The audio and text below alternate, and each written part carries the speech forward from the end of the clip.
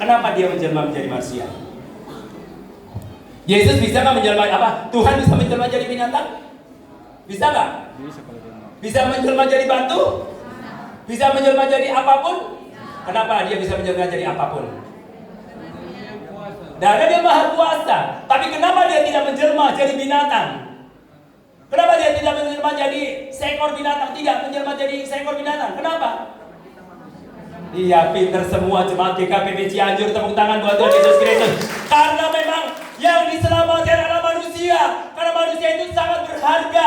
Ketika dia sudah jatuh dalam dosa, dia rela memberikan anaknya supaya yang tadinya mau binasa karena kehadiran Kristus di antara kita, dan kita yang meresponinya, maka hidupnya kita diselamatkan, tidak binasa. Itulah kenapa Tuhan Allah kita menjelma menjadi manusia, bukan menjelma jadi yang lain. Karena yang mau diselamatkan di garis bawahi adalah manusia. Karena manusia sangat istimewa, spesial. Binatang mati, ya, babi mati, ya kan, anjing mati, habis perkara. Tetapi manusia mati, masih ada kelanjutannya, dan Tuhan menyediakan. Kalau dia percaya Yesus, jaminannya adalah masuk kerajaan surga. Kalau dia tidak percaya Yesus, jaminannya adalah masuk ke dalam mana? Api yang kekal. Itu saja. Itulah kebenaran yang harus disampaikan, ya. Karena kebenaran itu yang akan memerdekakan hidup kita. Memang untuk menyampaikan kebenaran itu ada resiko, ya. Karena tidak semua kebenaran orang bisa meresponi kebenaran. Saya dulu juga begitu. Sebelum saya kenal Yesus, saya sangat tidak suka dengan kebenaran yang mengatakan bahwa akulah jalan kebenaran dan hidup. Tidak seorang pun yang datang kepada Bapa kalau tidak melalui aku. Tapi ketika saya bertemu dengan Yesus, saya percaya ketika saya mati hari ini, pasti saya akan masuk surga. Amin. Karena saya punya Yesus yang luar biasa. Amin. Yang sudah memberikan hidupnya, yang sudah memberikan nyawanya buat saya dan saudara. Oleh sebab itu, sekali Yesus tetap Yesus dan tidak akan pernah tergantikan apapun yang terjadi dalam hidup saya. Karena Yesus tidak pernah meninggalkan kita. Dialah Allah, Immanuel, Allah menyertai saya dan saudara. Dan saudara-saudara yang dikasihi dalam Tuhan Yesus Kristus, kenapa dia menjelma jadi manusia? Kenapa semua orang harus menyembah dia? Supaya setiap orang, semua lutut bertelut menyembah Tuhan Yesus Kristus, dan semua lidah mengaku bahwa Yesus Kristus adalah Tuhan. Itulah tujuannya. Tujuannya apa? Karena engkau dan saya diciptakan oleh Tuhan untuk menjadi penyembah. Ya, ingat, menjadi penyembah. Pada waktu saya tadi menyanyi, saya inginnya terus menyembah di dalam hadiratnya.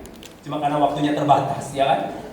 Ingin menyembah terus dalam hadiratnya. Kenapa kita perlu menyembah Tuhan? Penyembahan itu adalah datang dari manusia kepada Tuhan.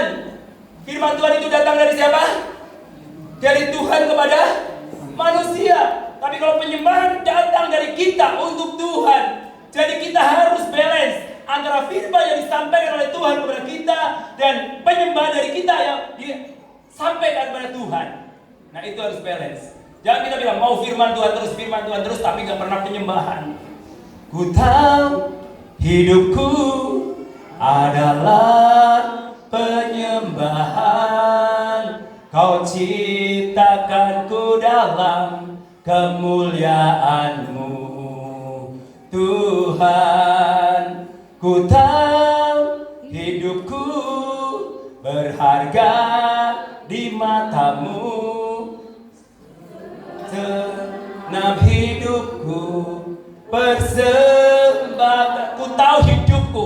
Jadi penyembahan itu bukan karena musik, bukan. Berarti kalau gak ada musik, gak bisa menyembah. Bukan, saudaraku. Sekalipun gak ada musik, hidup kita adalah penyembahan. Penyembahan itu bukan hanya terjadi di gereja, saudaraku. Penyembahan itu bukan terjadi hanya ibadah pada waktu kita di gereja, tapi penyembahan itu terjadi selama kita masih bernafas. Terjadilah penyembahan kepada Allah, karena hidup kita itu adalah penyembahan.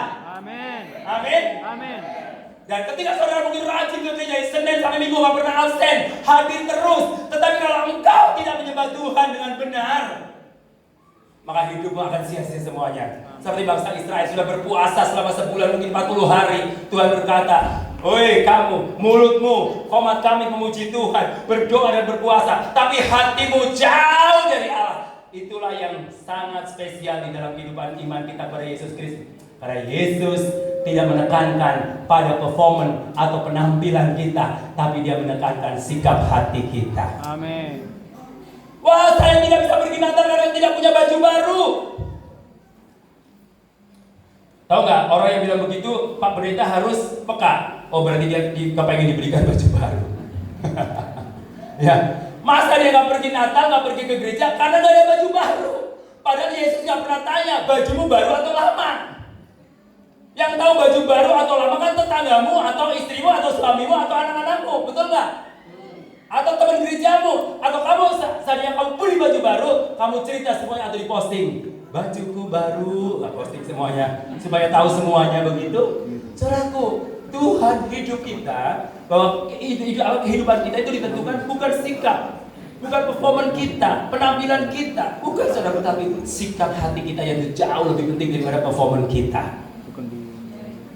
Amin. Yes. Gak selalu baju baru kita pergi ke gereja. Yang penting hati selalu baru. Itu yang paling penting saudaraku. Kalau ada baju baru, puji Tuhan, ya kan? Nggak ada baju baru juga, puji Tuhan. Sekarang zamannya kan cimol, ya kan? Tahu cimol artinya apa coba? Cinta mall. Cibadak mall. Sojo, tahu sojo? Sogo jongkok. Nah, ya kan, sambil pilih-pilih sambil jongkok, ya kan? Aku juga suka kok. Murah ya, murah meriah, berkualitas lagi ya. Tinggal di laundry, wangi, udah baju baru, ya kan? Betul nggak? Makanya akhirnya saya punya baju yang baru nggak laku. Karena ternyata orang Indonesia suka yang barangnya bekas.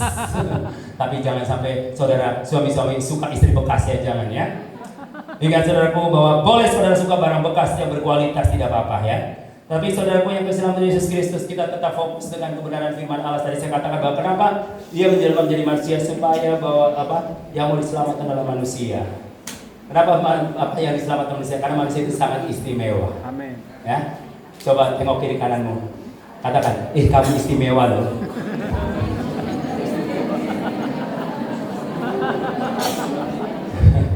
Yang jejeran sama suami istri, mama, kamu istimewa banget.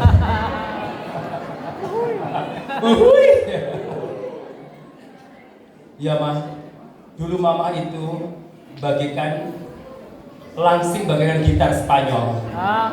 Tapi sekarang kok langsung mah, tapi mama tetap istimewa. Nah, gitu dong ya. Langsung ke ibunya. Apa ya Pak? Sambil muter-muter di depan kaca.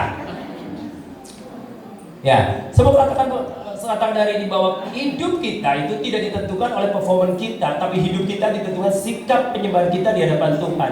Nah, bagaimana respon kita setelah kasih Allah itu hidup di antara kita?